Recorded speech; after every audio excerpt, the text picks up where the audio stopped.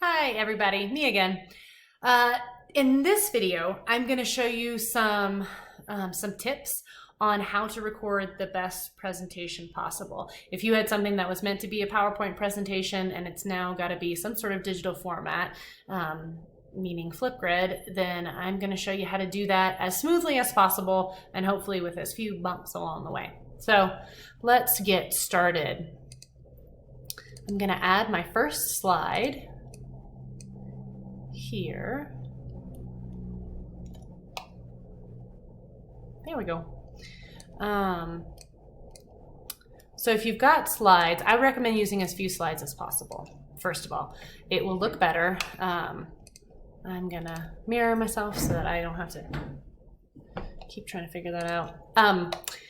You want to make sure that you use as few slides as possible because that will just look best in this Flipgrid format.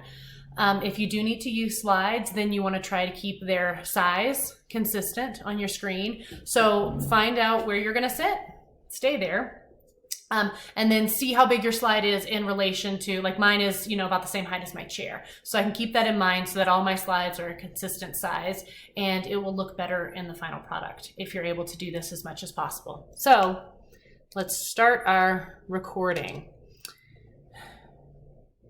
Here we go. So my name is Jennifer Jewell. I'm here to tell you about the Population Mental Health and Wellbeing Program at the Colorado School of Public Health.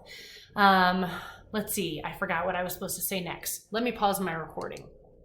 So what you want to do in that case, if you stumbled over your words or it's not as smooth as you wanted it to be, you don't want to keep going in your recording. You want to stop right there, hit the next button, Here we go. and then what that does is pull up your review screen. So within your review screen, you'll see your entire clip. In this case, mine is 13 seconds long.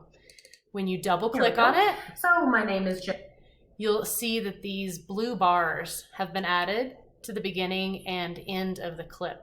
Those are your trimming bars that show that you can trim this video clip down to whatever the ending that you needed to have on it to clip off that mistake that you made.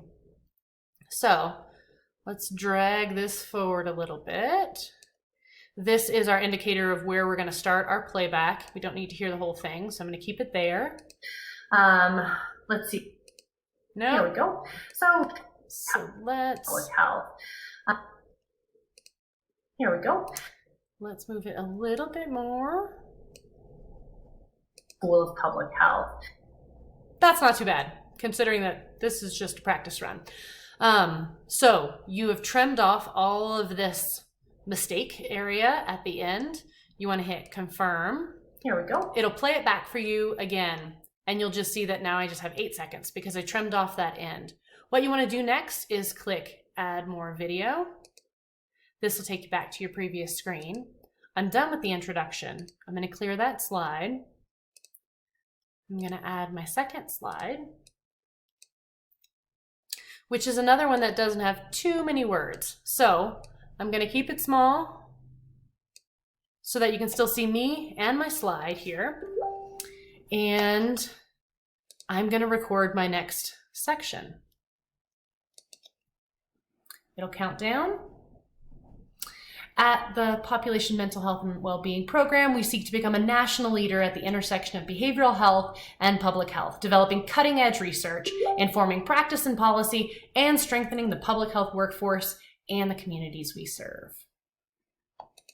Pause your video, hit next, and you'll see why in a second. Go. So you can see that our first snippet of video is right here, and here's the one that we just recorded. So every time you hit this next button and then you click add more video, you'll add another snip of video to the tail end of whatever you're recording.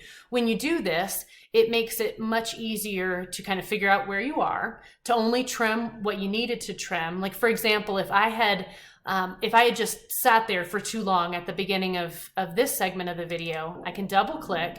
It just brings up that segment. And if I didn't like that I did at the beginning, I could move this a little bit and then the tiny bit more. Not too much. See, so I cut out the little part that I didn't like. So we're going to hit confirm.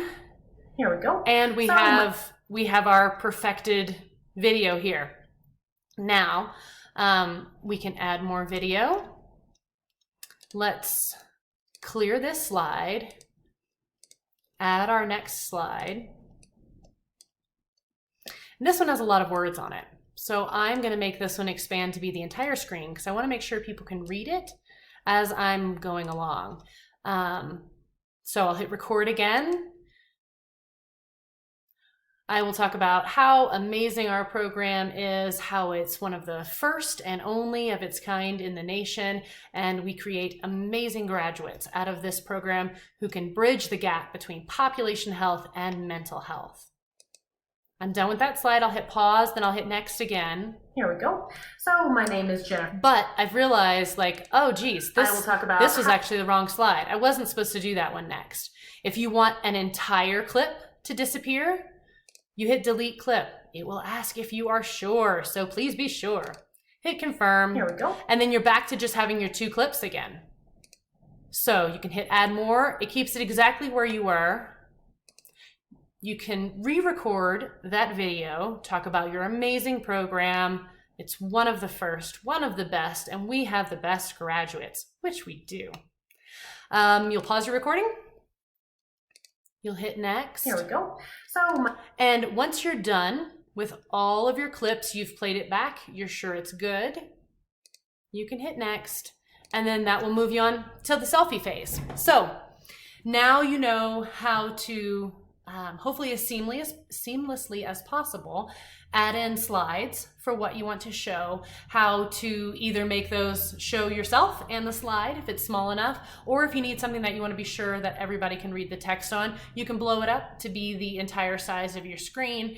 You have also learned how to trim your video, when to use the buttons that you should use to do that, when you want to delete an entire clip versus just trimming it down, and the fact that that next button is really useful. So if you record everything in snippets, you'll be able to edit much more easily, and you'll probably end up with a cleaner product in the end. So I hope that you have enjoyed this tutorial and that it helps you produce the best presentations that you can produce. Have a good day.